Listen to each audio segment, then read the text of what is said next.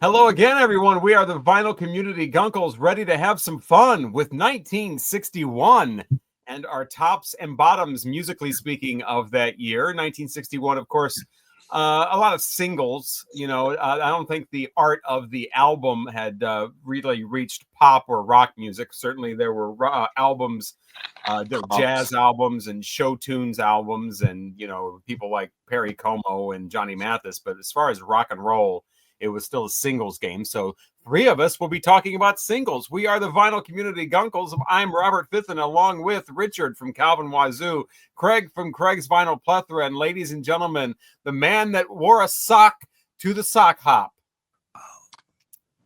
Mike from Hub Tunes. Just one sock. He was trying to become a member of the Red Hot Chili Peppers. Mm-hmm. Yes. Where did I wear it? To the sock hop. Oh, 1961. Okay, so Richard is first. Huh? 1961, yes. And music news, it was a pretty significant year. I mean, there were some important things that went down starting off on February 9th. The Beatles had returned from Hamburg, and then they were playing at the Cavern Club for the first time on February 9th. By March 21st, they had started a stint of 300 shows, which Brian Epstein then sees them, or Epstein sees them for the first time on November 9th, and then agrees to manage them. Let's see, February 12th, the Miracles song, Shop Around, which was released the previous year in 1960, becomes Motown's first million-selling single. Wow. So, and then February 13th, Frank Sinatra launches his record label, Reprise Records, which later signs the Beach Boys, Ella Fitzgerald, the Kinks, Jimi Hendrix, Neil Young was on Reprise for quite a while. Yeah, so a lot of people.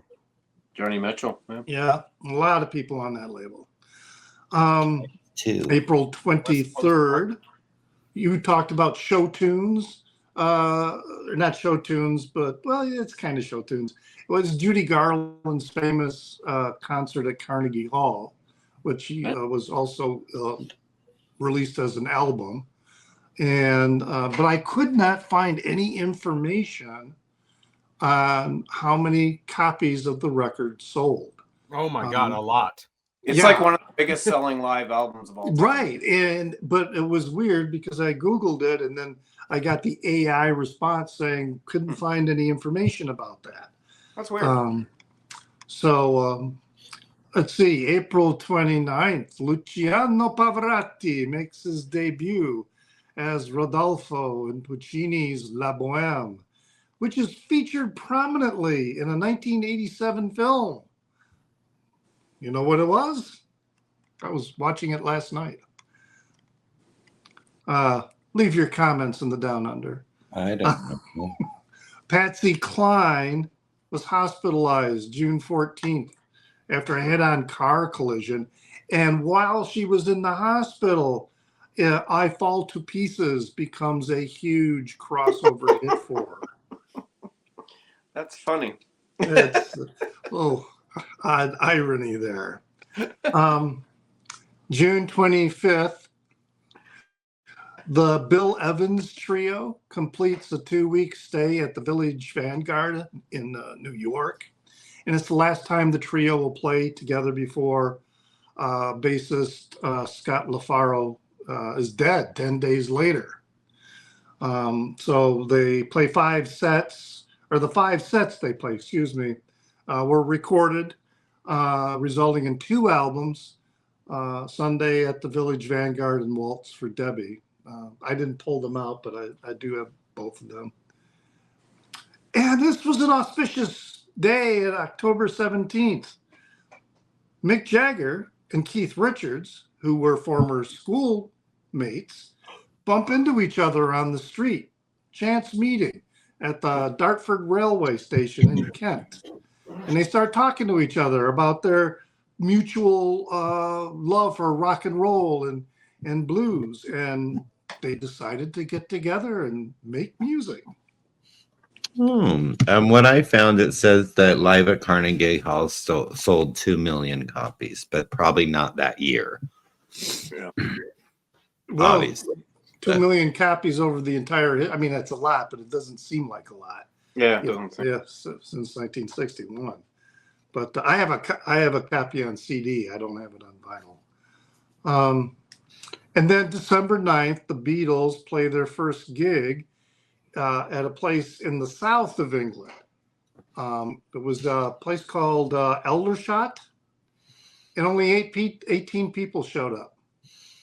So the next day, they played an early show in the morning at a London club, but I didn't look up to find out what London club it was. But yeah, once they got out of the Liverpool area, it was kind of like, what? The Beatles? Huh?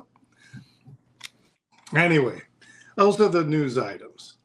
So for tops, what I did is I went in and I looked. I had this website that shows all the, the top singles for each week of the year, and there were 22 number ones during the year. And so I just listened to all of them, and I have, from that list of 22, I was able to come up with 14 tops and 8 bottoms. So starting with the tops, the first one was The Tokens, The Lion Sleeps Tonight. Away.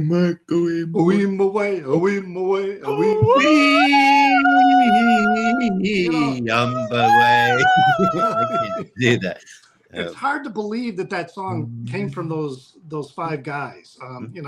It's a decent song. Is the high part? Is that a guy? I always thought that was a woman. Right. No, I that's think 5 it's a guy. guys in the Tokens. Guys. Yeah. That's got to be a female singer. No, it's a guy. Well, I'm awake. I was kind of surprised by that. It's not a bad song, Next was the bottoms I have they're okay. So the next one is by Craig. Let's speed it up. Yeah, we're keeping Craig up apparently. Roy Orbison with Running Scared. Got some great soaring vocals at the end. Yeah. It's got kind of a bolero kind of style to it. It's not bad. It's a decent song. Yeah.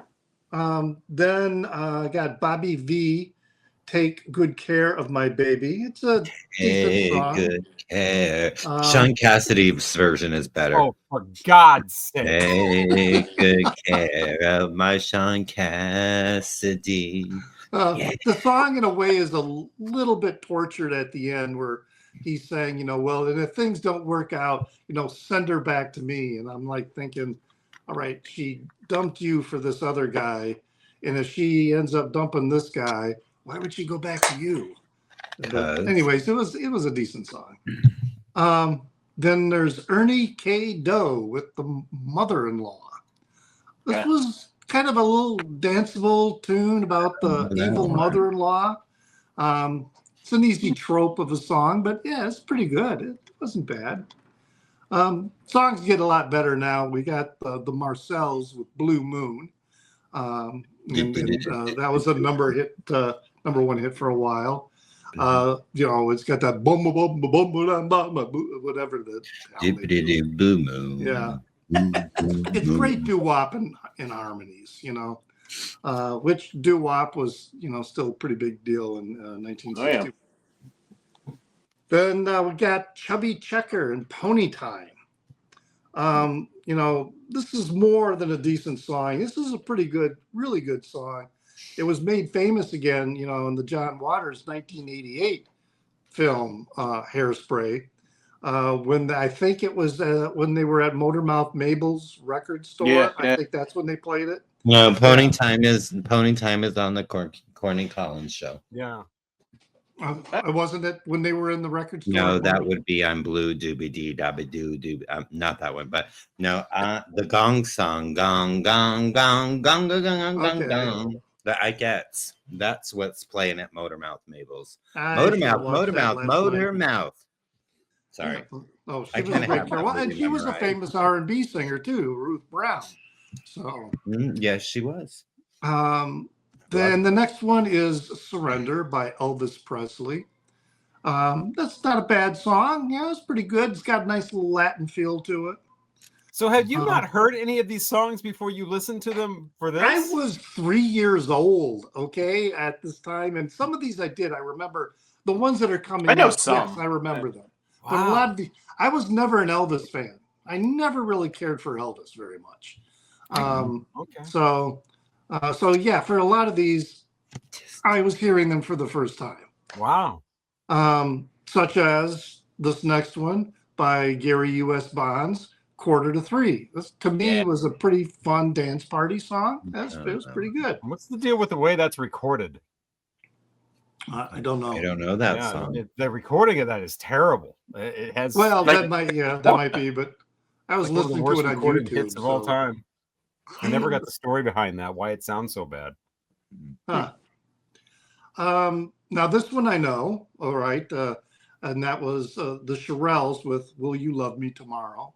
I mean, I definitely remember that song when I was a kid, and and I've heard it since, and know that one. Then of course the next one with Del Shannon and "Runaway." That's just a timeless classic to me. It's just really good song. Run Away. This one I didn't know about, but I really liked it, and that was Bobby Lewis with "Tossin' and Turnin'." It's to me it's just a hopping and bopping song, and I like the arrangement. To me it's a really good arrangement. Then of course, number 3 would be Dion with "Runaround Sue." Really like that. That's another classic timeless one. She is a hoe. Keep away. Keep away from Keep that. away from that. And I'm Runaround assuming the Sue. Sean Cassidy version is better of that too, right? No, actually, Leif Garrett did it. Yeah, Not I was Sean gonna say Cassidy. Leif Garrett. Leif Garrett. So don't even compare those two because I'm sorry, Sean Cassidy, Leif down here, Sean here, Leif. I was a Leif. Well, Leif's here, but Oh my! Well, the number 2 song, and I still love this song. It's on my playlist on my phone when I go, on the treadmill or something like that. And that's "Please, Mr. Postman," Marvelettes. It's just timeless and Great song. such a great song. Because I kind of think her boyfriend went to Vietnam, right? That's why she's waiting for the letter. That's kind of what I'm thinking. But yeah, wonderful song. But the number 1 song for me of 1961 is Ray Charles, "Hit the Road, Jack." don't you come back no more, Just no more, no stone more. cold classic. Just a Killer freaking song. song. Yeah. Yeah. So those are my tops for 1961. All right. So yeah, I have just one honorable mention and 42 tops. Because I was really into this music when I was a child. The first music I ever heard was I had two compilations on 8 tracks in the family, and I played them all the time. One was a Dick Clark one that went in chronological order, and there was a song for every year from 1955 to 1972. And then I had number 1 hits of the 60s, which was a double 8-track set, which had all the number 1s of the 60s. And then whenever my record collection started off, when I was like 3 years old with the little close and play and all that kind of stuff. And all I ever wanted was records. I never wanted toys. And going to garage sales, and somebody would be selling a box of 45s. And my mom would buy me a box of 45s, and usually they were these type of songs. Nobody got rid of their Beatles, so there was never any Beatles in there. There was never any Rolling Stones. It was always these like 2 and 3 hit people, and in a box of 45s. Which, side note, on our channel and also on my own channel, I have mentioned this a few times about how I was a strange child because all I ever cared about was records, even when I was 2, 3 years old, 4 years old. Yeah, you've mentioned it. And I've been called a liar a couple of times. Like, I'm lying about this. Is that not Weird. ridiculous? Why would somebody lie about I don't know that? why you'd say you'd lie about that. I don't understand that, and I don't understand like they refuse to believe that a little child could love records and be like obsessed with records. Then why are there children's record players? Right. In And the children's 70s? records. We all had one. Right. Right. I don't get. Oh yeah, you're full of didn't records start when you as were young 3 as years you, old. You're but, fucking yeah. lying. You're full of shit. Like, huh? Anyway, so I had all these 45s. I never listened to the radio, but that's how I heard these songs. And so some of them I heard later on, like when I was like 10, 11, 12 or whatever. But some of these I heard when I was like 3 and 4 years old. And so those are the ones that, really mean a lot to me. And I grew up with these, even though I didn't grow up, in the 60s. So I have my honorable mention.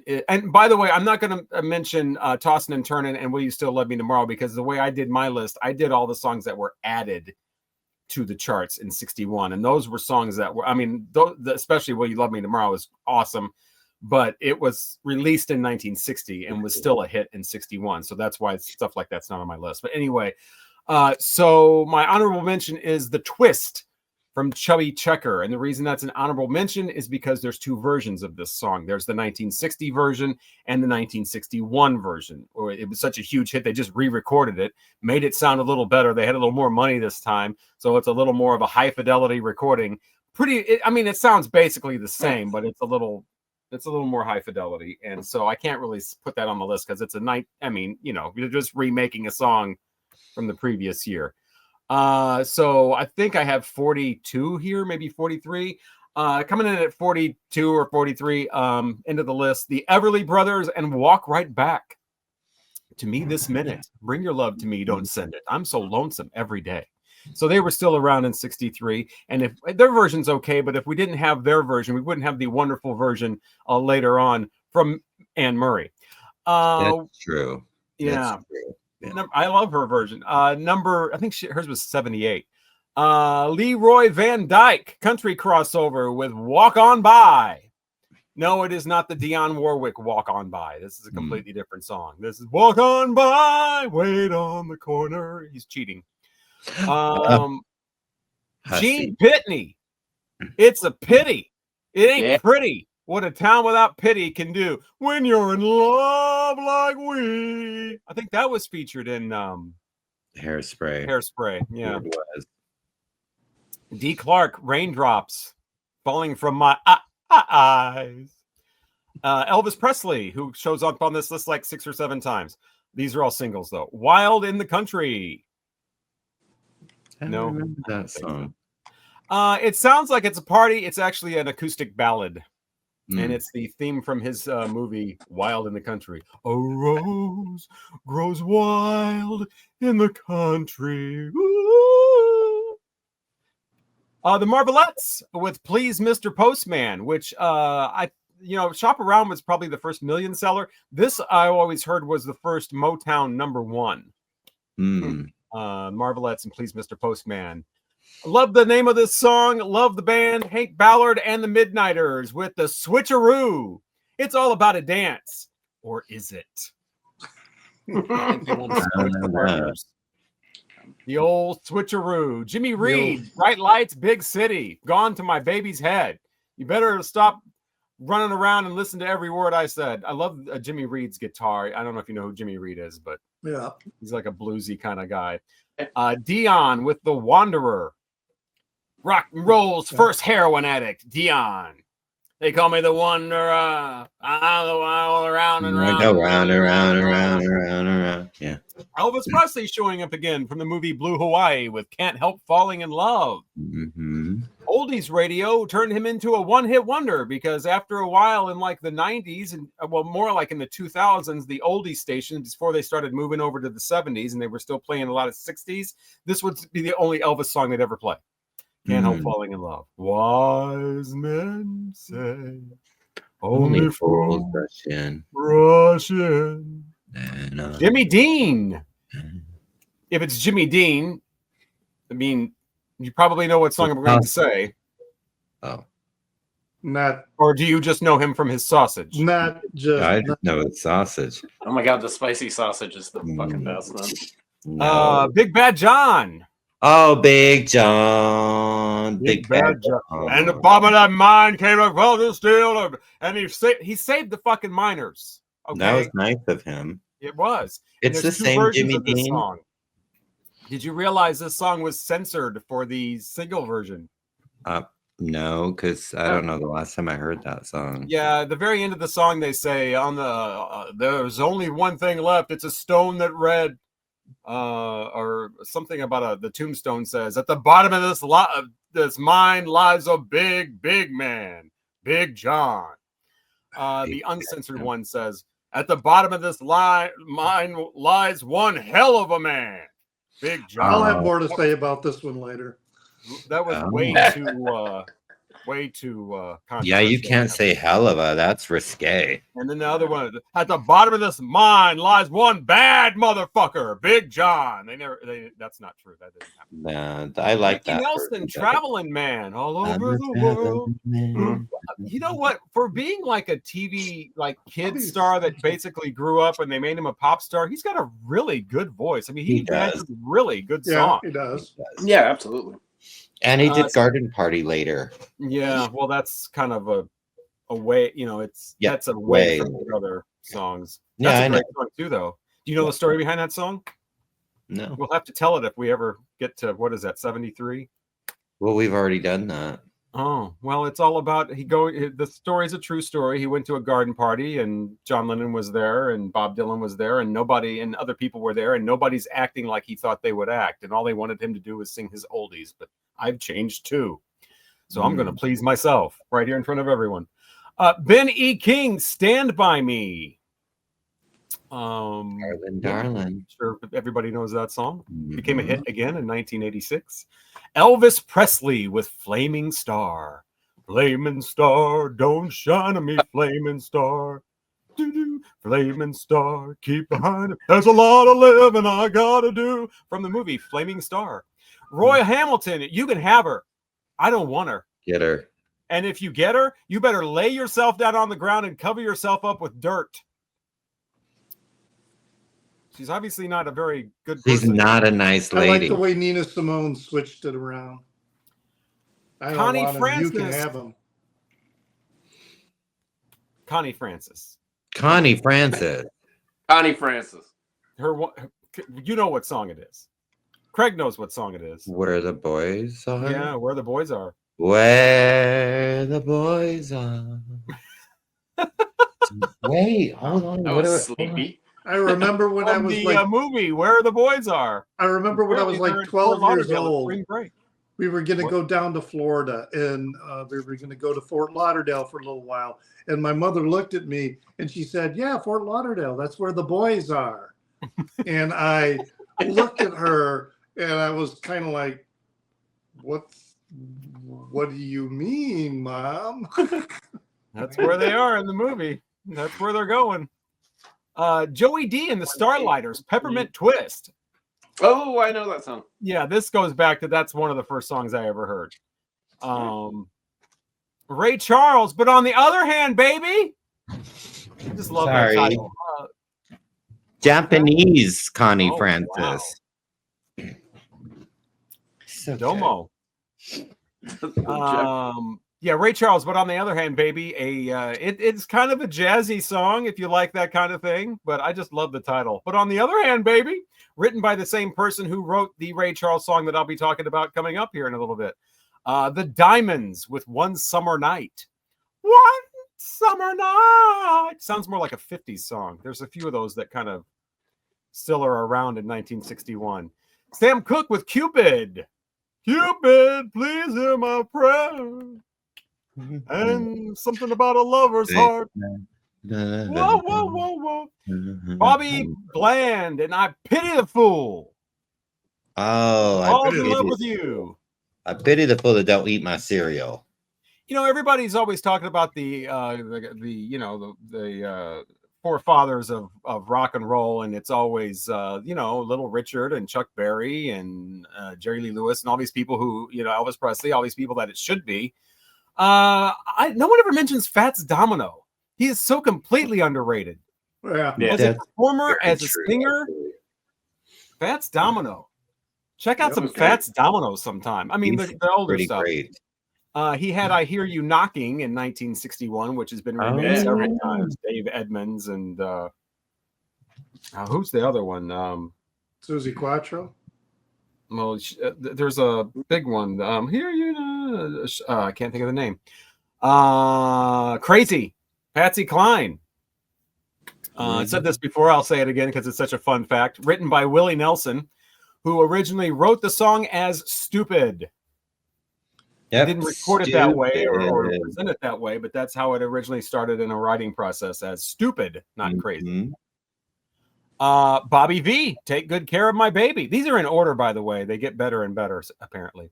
I've always liked the song. It's such a sad song. It's such a, you rarely hear somebody that's just like, he cares so much about this girl that he can't have her, but, he hopes this other guy will at least take care of her. That's an unusual theme, definitely, for especially that era. Right, yeah. Not an unusual name, though. Bobby. There are plenty of people named Bobby in 1961 and 62. Boys and Bobby girls. Rydell, Yeah, Bobby boys and girls. Darren, Bobby Bland, Bobby V, Bobby Vinton, just to name a few. Bobby Piffin didn't come along until the 70s. Curtis Lee, another one that kind of sounds more like a 50s song with "Pretty Little Angel Eyes." I bet Craig likes the next one. I just have a feeling. The Shirelles with "Mama Said."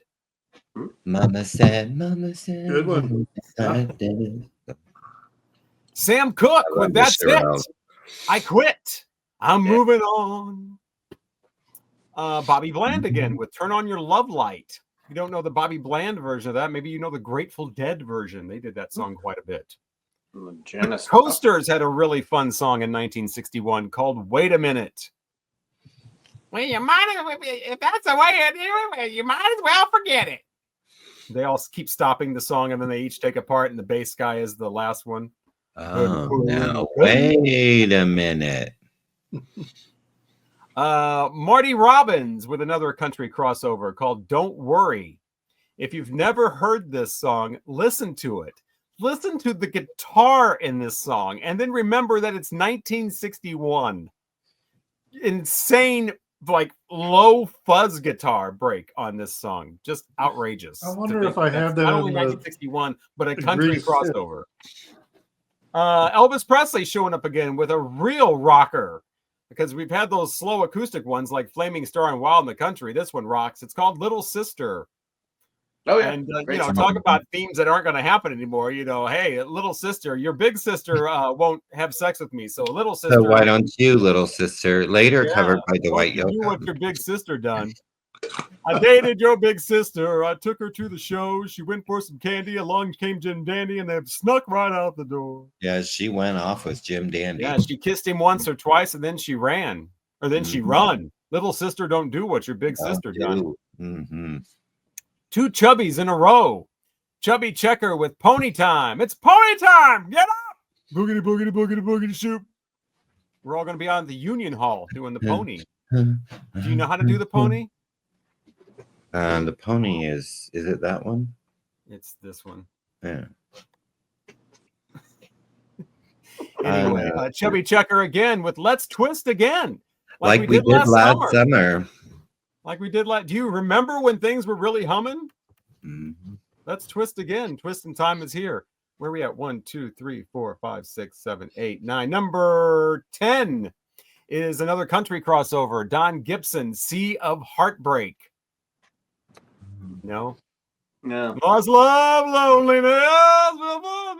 I think no, that's Don Williams. In the Sea of Heartbreak. Boom, boom, boom, boom. Number 9 is Elvis Presley with "Surrender." Another one of the first songs I ever heard. Surrender. Your arms, your lips, you, my dear, surrender. Not really a rock and roll song, more of a kind of an exotic kind of sounding song. He was in a movie once called "Harem Scarum," but that was later. But this sounds like the kind of thing that would be in a movie like that, but it was not. And number 8, a song that would probably be Terry's number 1. It's not probably in his top 5. It's my number 8, and that is Del Shannon with "Runaway." The keyboards in that are just very ahead of their time. Great song. Yeah. Yeah, it is. The guitar at the beginning, everything about that. Definitely one of the first songs I ever heard at number 7, and that is, we've already talked about it, The Tokens with The Lion Sleeps Tonight. I was listening to that when I was like, I loved the lyrics and everything about a lion sleeping in the jungle. I had no idea. I mean, okay, there's a lion in there. When you're a little kid, you don't question things. There's a song about a lion sleeping in the jungle. But that high thing, I've got to see a performance. There's no way that high voice is a man. It is a man. Yeah. How do you know that? He doesn't. Oh, well, you've convinced me. It's a man. I've never once. Okay. The lion. Skepticism doesn't prove anything. It's the Tokens version you want. Yeah, I know. Lots of men sing in those high falsettos. It's called castrato. Guess where that word comes from? Number 7. Number 6 is another song that I heard when I was 2 and 3 years old on that Dick Clark album, Dion and Run Around Sue. Yeah. Keep away from a run around Sue. She likes to double around. She'll love you, then she'll put you down. Popping the P in the microphone.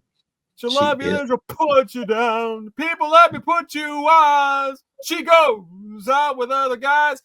Number 5 is Ray Charles with Hit the Road, Jack. Don't you come back no more, no more, no more, no more. My second favorite Ray Charles song. It's pretty good. At number 4 is the final time I'll mention Elvis Presley. His song called Marie's the Name, his latest flame. Oh, yeah. The tires were burning. I wished him luck and then he said goodbye. He was gone, but still his words kept returning. What else was there for me to do but cry? Number 3, Patsy Cline, I Fall to Pieces. A song that Mike from Hubtunes laughed at. Poor Patsy. Poor Patsy. She fell to pieces. Funny. Number 2, Roy Orbison doing the opposite of laughing. He's crying. Over you. What a beautiful song. Songs of all time. And at number 1, a song that is not a rock and roll song, but it's my favorite song of 1961, at least today. Etta James. Oh, my Etta James. Come along. My heart's just covered in clover. Life is like a song. It's my girl. James was a big Jimmy Reed fan as well. Has anybody ever felt like that? Just, at last your love has come along. Yeah. My lonely days are over. Those are my tops of 1961. I felt like that. I still feel like that. Aww. I love Etta James. She's one of my favorites. So I know like so many of these songs because I used years ago, probably about between 20 and 15 years ago, I used to have a jukebox collection. That was my life. I had 8 jukeboxes in my basement, and we refurbished them and got them all working. And every time I had one, depending on the year, I was so obsessed with just my obsession with each jukebox. I curated each one to the year that it came out. So if it came out in 1957, my Seaberg was a beautiful machine. It had all music from 1957 on it. I was crazy. But I had one from 1961, and I had all these singles. This thing was loaded with all these singles. And I had jukeboxes up to, probably, I had one that was 1977, and I had it loaded with disco, and it was great. So I do know all oh my God, so many of these songs. Incredible. But I did jazz because I figured all of us talking about the same singles. Right. I have a couple of mention. I'll just go through. I pulled 10 jazz records. It's not a great year for it. It's an okay year for jazz. My jazz taste tends to be a little more late 60s, like 65, 66, 67, where shit gets a little weirder and more, I don't know, a little more out there. But this is a great record. I guess it technically is a jazz record. Yeah, it's definitely a jazz record. All those great Ray Charles songs, those were from from the album Ray Charles, I think, right?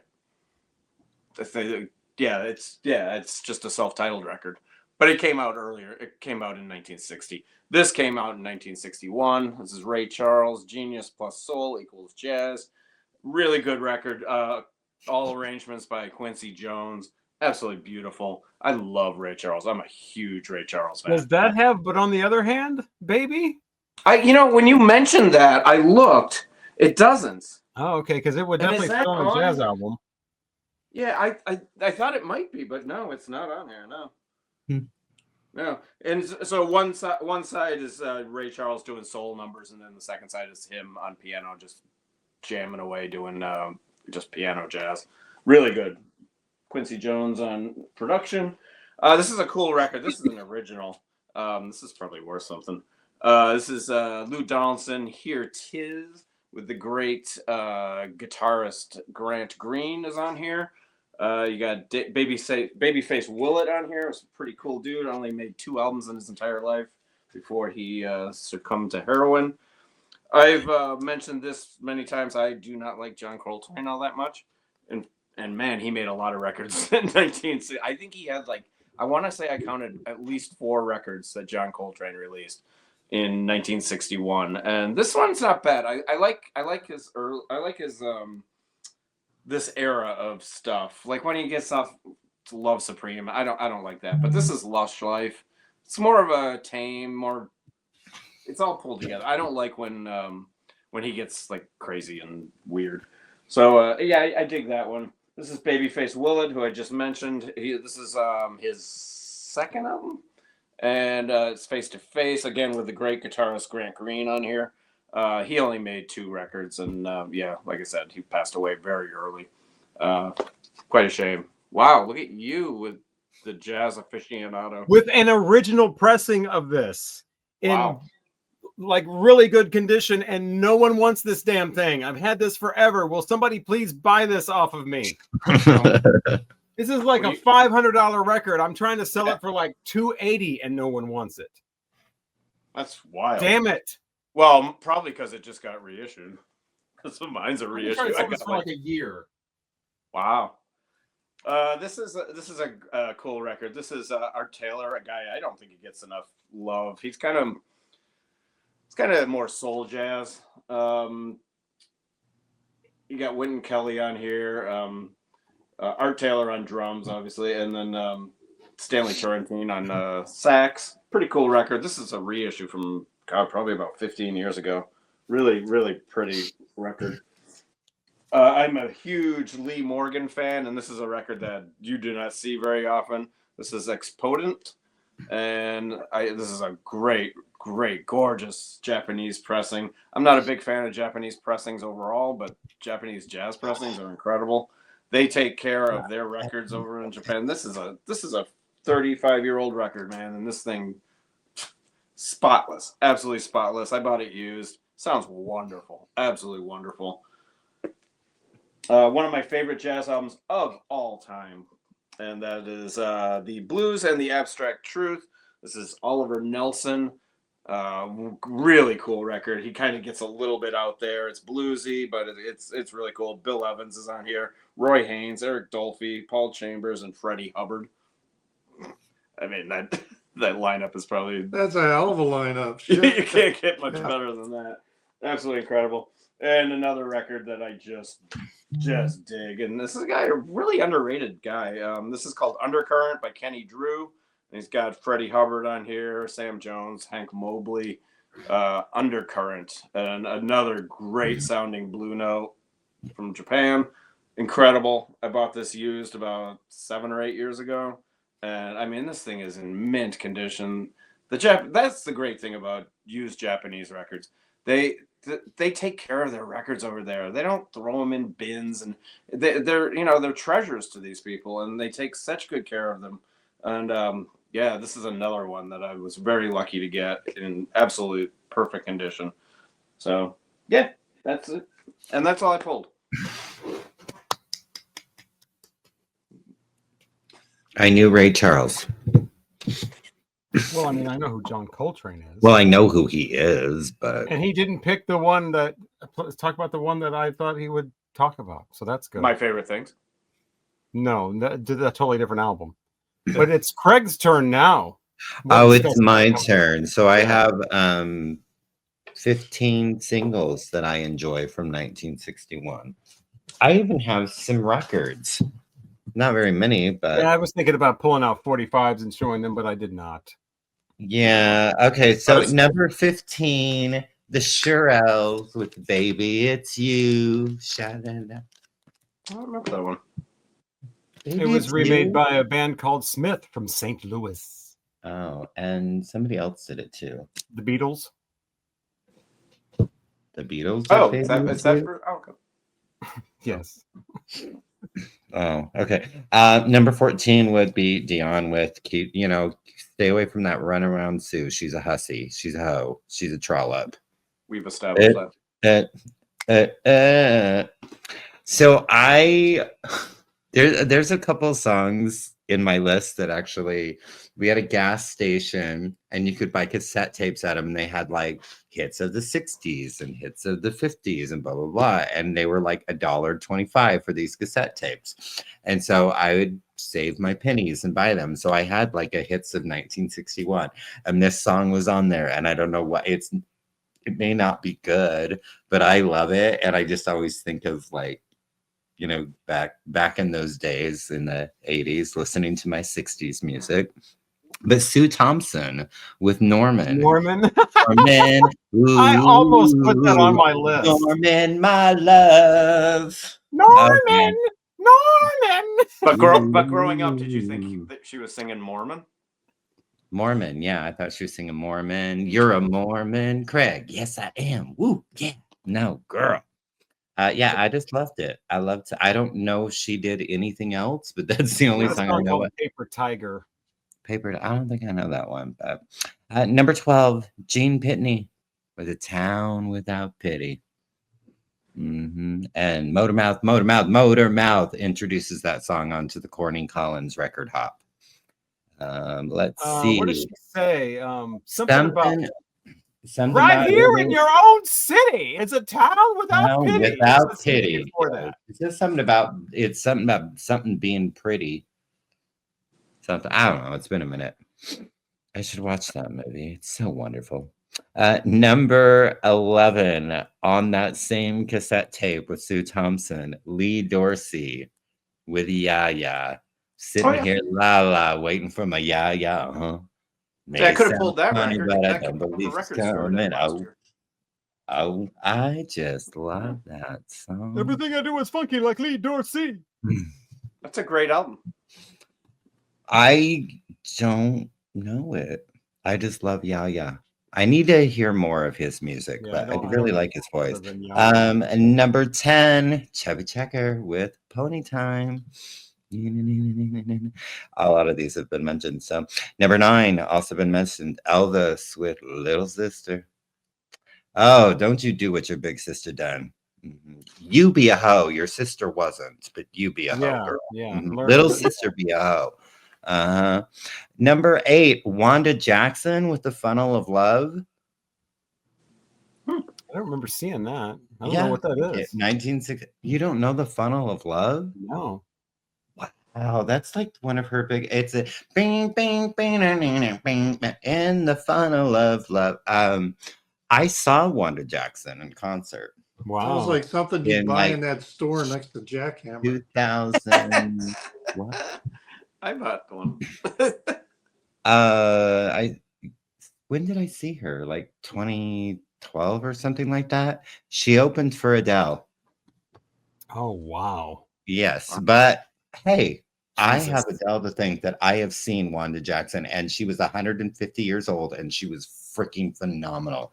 So great. And then she did an album That's that year. old. Yeah, she's like 200 now. Anybody's gonna sound good next to Adele. Hey. My nose itches. All right, number 7, Patsy Cline with "I Fall to Pieces." Ooh. She's in the hospital. And the That Jordan. guy keeps walking by in that song too. It's like, is he doing that on purpose? I think he is. I think he's just an asshole. Yeah, just likes to see her fall to pieces. And when someone speaks his name, and I think people are just walking by her going, "George, fuck you." Now I'm crying again. Ooh, each time. Let's see. Number 6, such a great.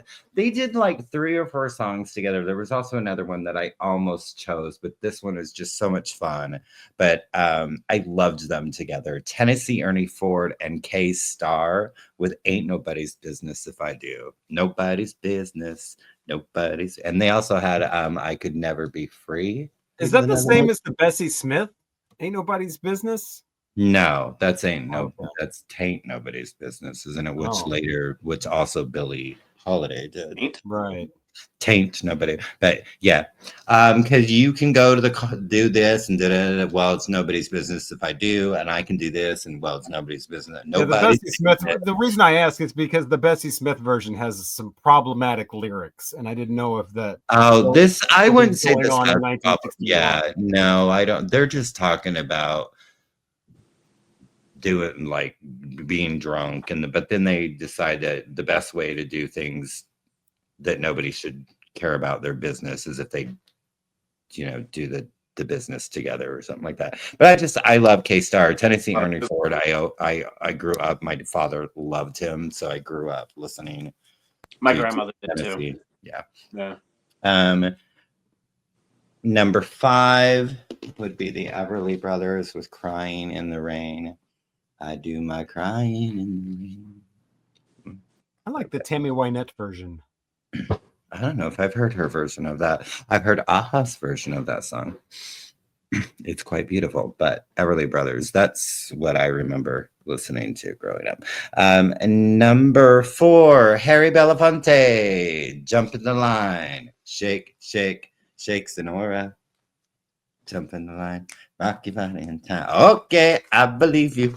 That's on Number. the Calypso album, isn't it? I don't know. I mean, I have that record. I have a box set of his, and that song's not on it. And it's like, what? It's like one of his biggest songs. So number 3, "Crying Over You." And that song is so beautiful, but you want to hear the him doing that. Really, we're gonna go Katie Lang now. I'm sorry. They're Roy's is where it's at, but them together is so beautiful. Number 2, yeah, it's gonna be shown. Well, and actually, it's funny. Those songs are in this movie, but they're not on the soundtrack. But this one is.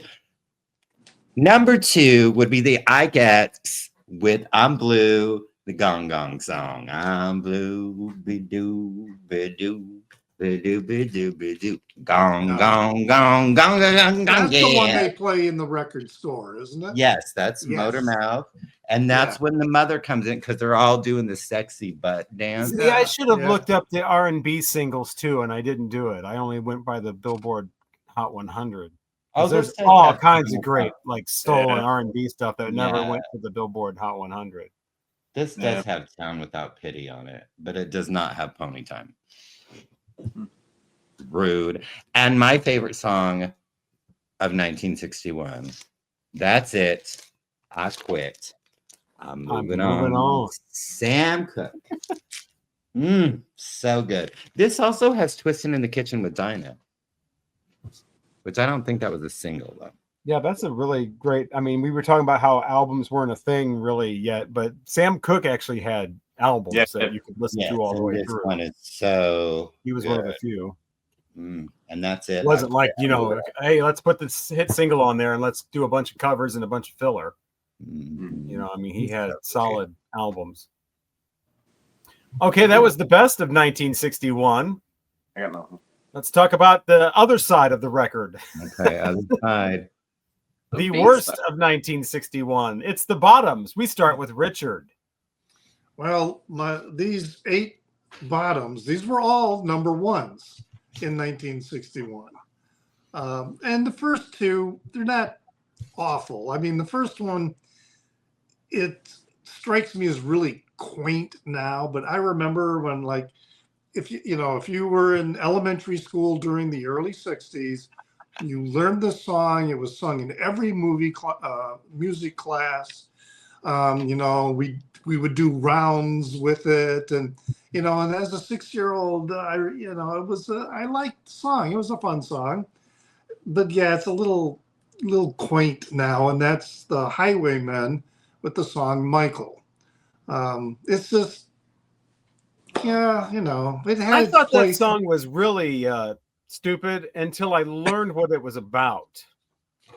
Yeah, it's the message and the theme and all that is all well and good, but it's still, to me, really quaint, and I don't know. It just It's really dorky, folky kind of. I mean, it's better if it's sung by the right people. And this group called the Highwaymen, which is not the Johnny Cash, Waylon Jennings, Willie Nelson, Christopher Shaw thing. It's a totally different. It's a folk group called the Highwaymen.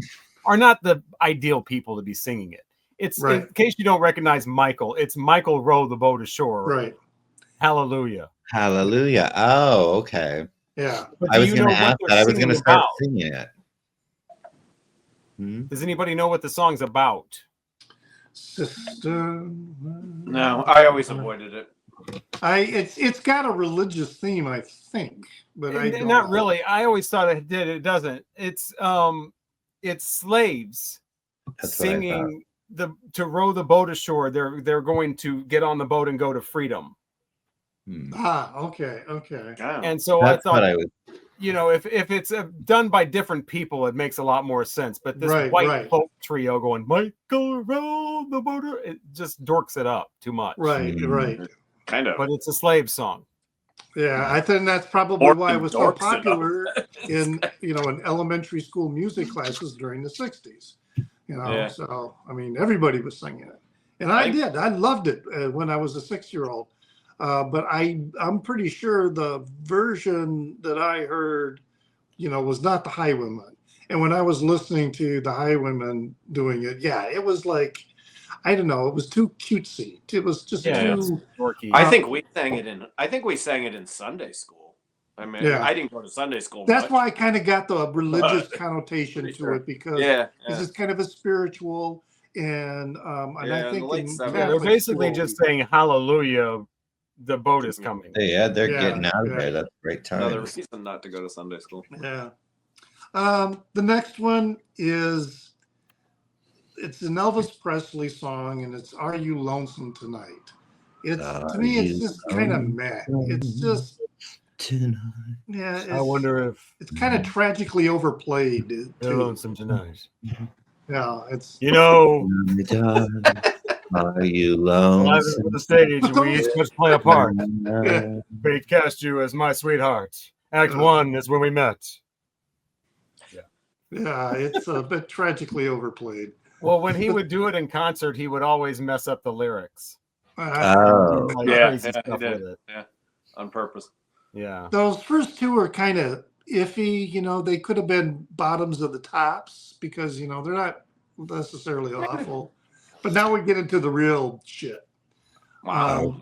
And there's Bert Camford with Wonderland by Night. Now, it's got a really nice big band, easy listening kind of tune, but it's the kind of song that my mother would enjoy. It's that kind of sound, like Ray Conniff, rude. Burt Bacharach, that kind of Camford had the mad hits. Yeah, you tried to match wits. Yeah. Very, very much a easy, she would have a box those like Time Life box sets, and I'm sure it would be one of the songs included in it. Reader's Digest box set. Reader's Digest is what we had back in those days, and my mother had them all. My Yes. grandma had them all too. Oh, my mother did I too. use them in the back of my Calex shelves to, so the records don't go all the way up against the wall. Paul Which that's a great use Moriarty. for those, by the way. If you ever see those for like it's $1 each, get them and put them in the back of your Calex shelves, and then the records will have something to press against. Anyway. Oh, good idea.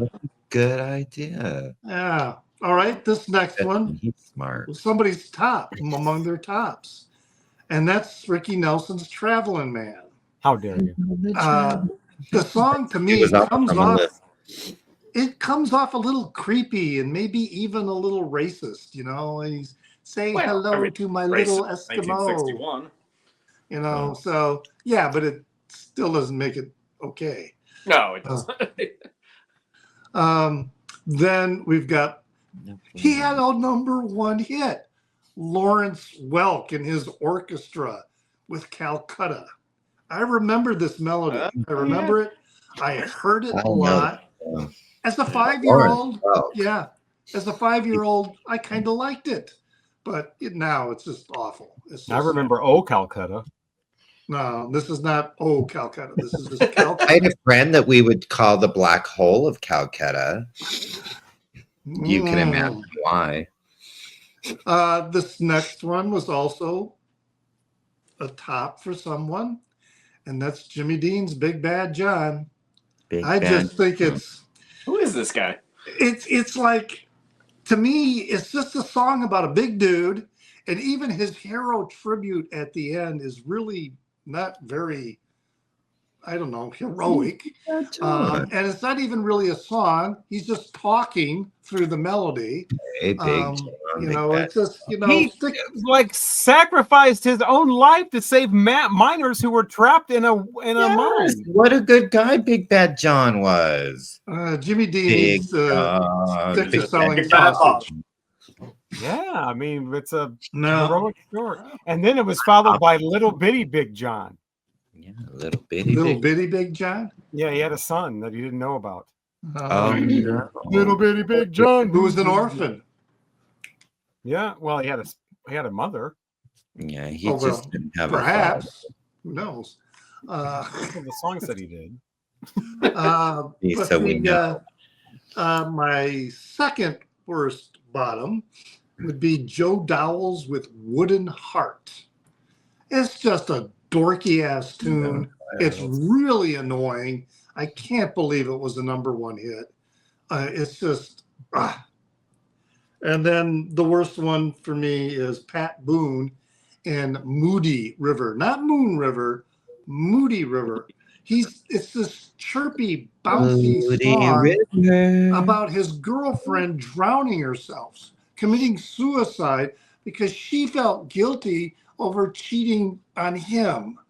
And he's just singing, that Moody River, that Moody River, I don't remember that. That must I have don't been know at that least one. 60 years I ago. know Moon River, which was a hit this year. Moon River, yeah. No, this is Moody River. River. Look it up. Look it up. There's a thank you. YouTube video of it. It's just awful. I'm good. So those are my bottoms. I only have 4. And number 4, they're in order. Number 4 isn't really that awful. It's just, I just never liked it. Even as a little kid, I didn't like it. Barry Mann, who put the bump in the bump, shabump, shabump, who put the ram in the ramalama ding dong? I'd really like to think that man, he made my baby fall in love with me. Yeah, I I don't get like it. It was It's very not sweet for of me. him. Yeah, I don't like that. I remember that song. Yeah. And number 3, and these will keep getting worse. Number 3 is Shep and the Limelights with "Daddy's Home." I heard this as a little child too. It's not that it's awful. It was just very weird to me. I didn't understand why they were singing, because I thought "Daddy's home" means that the father's home. I didn't realize the guy is calling himself daddy, and it's like one of those daddy, I'm your daddy kind of thing. So it was just very strange to me, and I never liked it, and I still don't really like it, even though now I know what it means. Number 2. Can we keep the jazz on LPs? We don't need a single of a jazz song, especially this one. It's called Take 5 from the Dave Brubeck. Oh God, I actually know that, and I can't stand it. Jesus Christ. You want to have some fun if you've never heard this song, go to YouTube, and before you play it, look at the comments and then play the song. Oh, people are just going on and on about how this is, oh my God, this is a work of art. This is ingenious. Oh my God, the drummer. Oh my God, the bass. Oh my God, the piano just does the same shit through the whole fucking song. The piano player's got the easiest job in the world. The drummer is basically just doing improvisation after the first half of the song. It sucks. And that's from that big ass Take 5 album that you see everywhere. Mm-hmm. But none of them are quite as, I mean, the Take 5 is more laughable than it is bad. But the worst song on here, horrible. And somebody had it in their tops. Oh, Craig. probably. No. Oh, good. It's Blue Moon from the Marcells. Oh. Let's take a beautiful song that has been done by countless people, including Billie Holiday and Ella Fitzgerald. Even Elvis Presley had an early version. This slow, sort of atmospheric song, and Blue Moon, you saw me standing alone. Let's take that and turn it into bob bob bob bob bob bob bob dang dang dang ding dong. It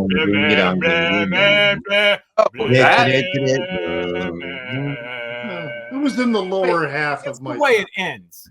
That's the same song. Yeah, it's the same. Awful. I didn't know that was that the as same a fucking song. kid, even before I heard the original versions, the way it's supposed to be done. I hate it now even more that I've heard the way it's supposed to be done. That's supposed to be like a lovely ballad that sounds like nighttime, and this Marcel's shit is terrible. And most people only know that one. This bomb bomb dang a dang dang ding dong ding dong ding dong ding boom moon. Oh my God! It was always on Happy Days. Awful. Oh, I know that version. Sunday, Monday, happy day. I didn't even know they were the same Blue song. Moon by somebody like Billie Holiday, even Elvis Presley. He starts doing a falsetto in it. Have you ever heard Elvis Presley do high notes? He does it in Blue Moon. It's kind of strange, but yeah, listen to any of the early versions. It's the melody of the "You Saw Me Standing Alone." It keeps that. But it doesn't have any of this bob of a bob, dang a dang dang, and it doesn't have this stupid bass singer going bullshit. There are 60 different versions of that. Wow. Mm-hmm. And there's 59 of them that are better than this one. And there's version. Well, then Cowboy Junkies has their mixture. Oh, yeah. Yeah, it was first recorded in 1934. It's like a Rodgers and Hammerstein or Rodgers and Hart. It's Richard Rodgers and Lawrence Hart. Yeah. Yeah, Rodgers and Hart. Yeah. Didn't Bobby Vinton have a big hit with it? Robbie Vinton had one. Probably. I think that's the one. Blue Velvet. He also had Blue on Blue. Blue Velvet. Whoa, whoa. Well, I'm not a big fan of Take 4 either. Just so you know. I'm really not. So that would probably be a bottom. But I didn't even know that one came out that year. That was a huge single. I mean, that probably went number 1, didn't it? Did it, Richard? I didn't see it on the list that I was looking. It was for but years. Then I don't. The biggest selling jazz record of all time. Yeah, it was huge. I don't have really any jazz bottoms. I mean, they're all bottoms according to Robert. I don't like I don't like John Coltrane's My Favorite Things, and it came out that year, and that's considered one of his best albums. So I much prefer Lush Life over. Reportedly inspired Light My Fire from the Doors. Yeah, I've heard that. Lush Life is good, but I like. Know that I might I be like a Lush liar. Life better than My Favorite Thing. But I do too. It's a softer album. It's got a better vibe to it. Yeah, but that's all I got. I really don't. I'm not gonna. But man, that Blue Moon song, man, I didn't know those were the same songs. Yeah. I had no idea And that was lyrics. the song. Yeah. That Yeah, they sucks. speeded it up. They put all that Baba Bob ding along Bum, bum, ding dong. ba-ding, ba-ding, ba-ding, ba-ding, ba-ding, boom, Regular boom. version, Thought it was a but totally they're different even song. it's still Yeah, I don't goes- like Blue, blue, blue, That'll be in my blue. bottoms too. I don't like Do, that. do, do, do. Got nothing. Nothing, honey. What? I got nothing, honey. You I come up- couldn't. I either didn't know songs You or don't have any bottoms? That's I doesn't have a outrageous. bottom? I know I love to hate on things, but yeah, no hatred from me for 1961. It's hard. You know, But- it is hard to. I just a lot of them I didn't know, so Yeah. and there was a lot that I liked, and I mean a bunch that Robert mentioned. I didn't know those songs, so Every Most year I of have them. trouble coming up with bottoms because I don't like hating on stuff. I mean, I've said this oh, before. I do. And I also don't like searching out bad music. It's not really how Well, I that's wanna the thing my- too, is that when it's the rock and roll stuff that stayed around. You didn't really hear like 3/4 of the songs that hit the Right. Billboard Hot 100 in 1961 because Right. they're the crooners and they're the easy listening Mhm. stuff and they're the whatever stuff that never got played again after the 60s. Maybe they got played on the 70s, music of your life stations, but we didn't listen to those. No. Old people listen to that. I mean, stuff. like that Lawrence Welk song. I'm sure that sucks, but I don't want to listen to that. Yeah, And I don't even know what that is. That the Calcutta. Pat I don't song, either, that but I Pat mean song. Lawrence Welk is pretty fantastic. So I mean, My parents used to make my sister and I watch Lawrence Welk every Sunday night. We would I all made a have snarky comment once during an episode of the Lawrence Welk show, and my mother just lit into me like nobody's business. It was just, and I'm like, oh, yeah. I ain't watching I this show. mean, he's no Andy Williams or Liberace, but I mean, I'd rather watch Liberace. At least that's entertaining. he's Right. fabulous. That's- All his strings, fabulous. And he could All play right. the fucking piano. He was an incredible musician. So what year is next? Oh, if it's 62, I'm out of here. Wow. No, I think this was fun and it was easy to. Oh, come on! Now, I would much rather have 1962. I wouldn't. Well, we already did You'd be it. seeing so- me do more jazz. 2016. 2016. Okay. Get We ready only for have that. we only have 4 years left, and I think 3 of them are from the 2000s. So All Looks right, like- looks like we need a new series. To put in that hat. We'll also have all kinds of other fun things to talk about, more album reviews, more tops and bottoms, more fun from the Vinyl Community Guncles. Always Won't fun. you please tune in and join us for that frivolity. I'm Yeah. Robert Pippin, along with Richard at Calvin Wazoo. My, that was so bitter. It really was. Bitter, bitter, bitter. Who am I? I'm Craig at my vinyl plethora. Join me. Mike at Hubtunes. Thank you so much for watching. Hopefully, we will all talk to you again soon. Yes. Bye. The good Lord's willing and the creek don't rise. Ooh. Yeah.